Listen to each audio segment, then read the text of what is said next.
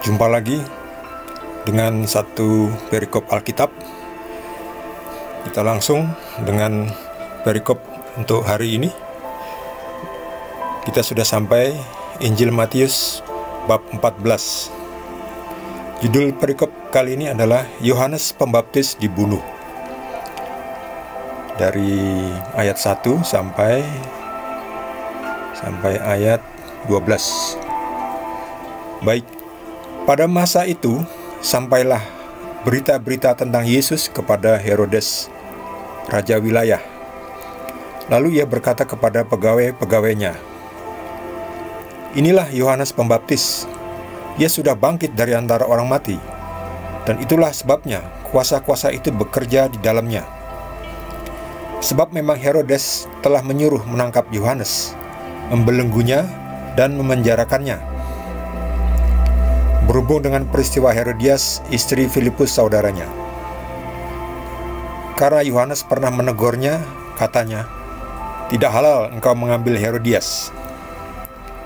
Herodes ingin membunuhnya, tetapi ia takut akan orang banyak yang memandang Yohanes sebagai nabi. Tetapi pada hari ulang tahun Herodes, menarilah anak perempuan Herodias di tengah-tengah mereka, dan menyukakan hati Herodes. Sehingga Herodes bersumpah akan memberikan kepadanya apa saja yang dimintanya. Maka setelah dihasut oleh ibunya, anak perempuan itu berkata, "Berikanlah aku di sini kepala Yohanes Pembaptis di sebuah talam." Lalu sedihlah hati raja. Tetapi karena sumpahnya dan karena tamu-tamunya diperintahkannya juga untuk memberikannya. Disuruhnya memenggal kepala Yohanes di penjara, dan kepala Yohanes itu pun dibawa orang di sebuah talam, lalu diberikan kepada gadis itu, dan ia membawanya kepada ibunya.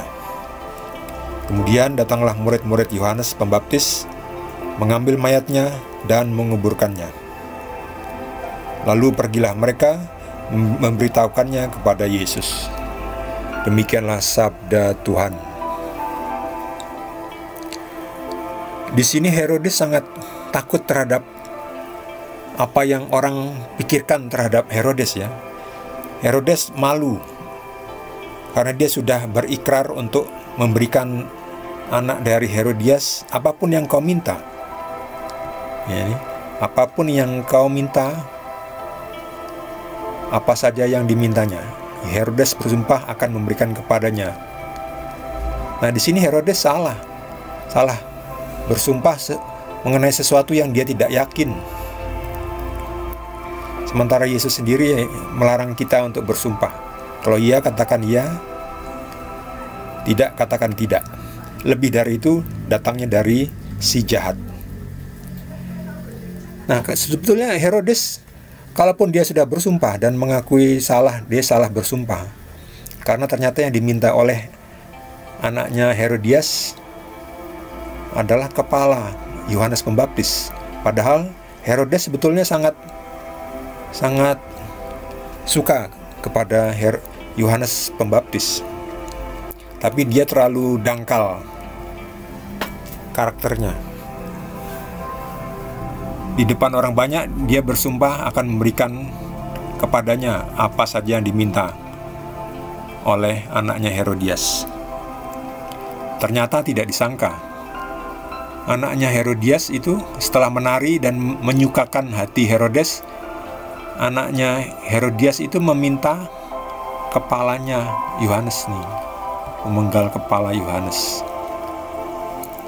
Ini kejahatan serius, dosa besar. Kalau Herodes berani, tidak usah dikasih.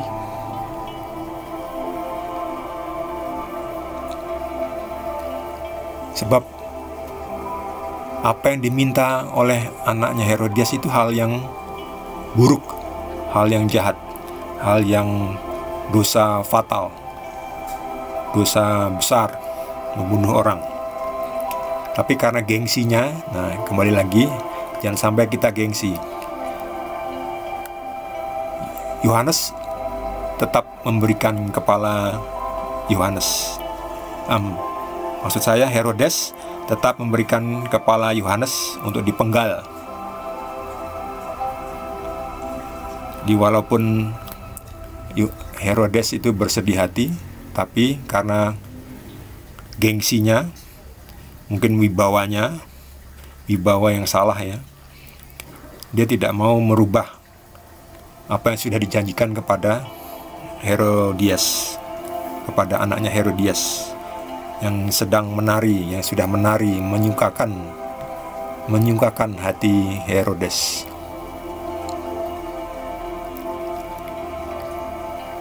Ini juga menjadi contoh buat kita ya, ketika kita mengambil suatu keputusan yang salah,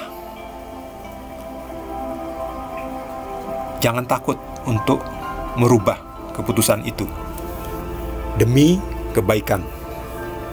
Jadi jangan sampai kita bersikukuh dengan keputusan yang salah hanya demi nama komitmen atau janji. Diperiksa dulu, janjinya benar atau tidak, isinya benar atau tidak. Kalau ternyata salah, kalau kita penuhi janji itu tapi malah orang lain celaka, kitanya celaka secara rohani juga, jangan dilakukan. Lebih baik kita tidak konsisten dengan janji kita, tetapi kita bermaksud baik, yaitu untuk merubahnya. Karena kita tidak sempurna, kita tidak tahu apa yang kita ucapkan. Kalau kita salah, ya salah, maaf. Tadi saya berasumsi anaknya Herodias ini tidak meminta kepalanya Yohanes. Ternyata anaknya Herodias itu meminta kepalanya Yohanes. Kita juga gitu, kadang kita berasumsi, menyepelekan, menggampangkan sesuatu dalam hidup ini. Ternyata yang terjadi tidak seperti yang kita bayangkan. Lalu kita bingung, kita menyesal. Lebih fatal lagi, kita tetap mengikuti kesalahan kita. Sebetulnya kalau kita mau, kita bisa stop. Saya salah, minta maaf, saya tidak akan melakukan janji saya karena ternyata itu salah. Harus gentleman. Kita salah, tapi kita mau merubah, memperbaiki. Malu ya malu, gak apa-apa. Lebih malu lagi nanti kalau bablasan, mengikuti yang salah, udah salah, malah dilakukan.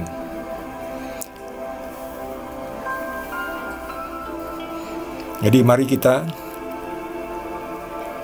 belajar untuk merubah sikap kita. Kalau ternyata sikap kita salah, kita akui. Lalu lakukan yang benar. Lakukan yang benar meskipun kita malu. Tapi lebih baik kita malu tapi kita mendapatkan jalan yang benar daripada gengsi, malu, tapi tetap melalui jalan yang salah.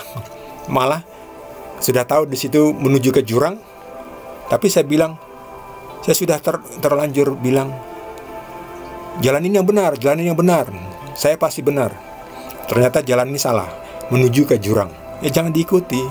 Akui saja, oh ya sorry, maaf, salah. Jalan yang benar tuh belok kanan sana itu. Sana jalan menuju ke tujuan yang benar, jalan menuju keselamatan. Kita akui, banting setir, belok kanan. Ya jangan nekat, udah tahu salah menuju jurang kok, tetap aja jalan belok kiri ke sana, nyemplung jurang. Jadi mari kita berani mengubah, mengakui kesalahan kita. Kalau ternyata orang lain yang lebih benar, harus kita akui, lalu kita ikuti.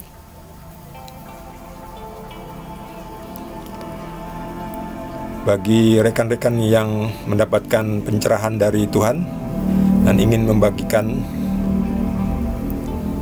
pencerahannya, bisa ditulis di kolom komentar. Jangan lupa subscribe. Terima kasih. Tuhan Yesus berkati.